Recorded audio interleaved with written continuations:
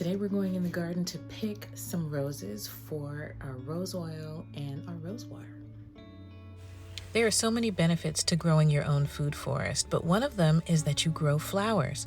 Today we're going to be harvesting roses so that we can make rose water and rose oil. Start out by pulling off the petals and then checking them for any bugs. Then you're going to rinse them under cool water.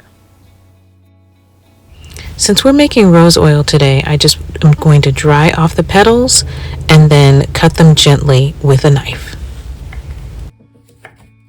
You can also just bruise them a little. Now it's time to prepare a hot water bath for the oil to sit in for about 30 to 45 minutes.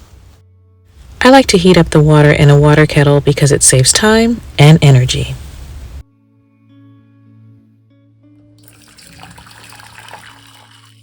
If you don't have any fresh roses available, feel free to use dried ones. Now back to the oil.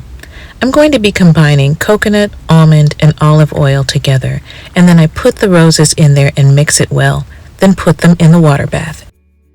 Make sure that your jar is well sealed so no water gets into the jar. For the best results, leave your rose oil to sit for 2 weeks in a warm, dry place. Shake every few days and you'll be good to go. Subscribe to my channel to find out more DIY self-care tips. You can find my blog at befoodindy.com, sign up for our newsletter, and find out more about me on Linktree. And remember to subscribe to the Food Indy podcast. The link is in the description.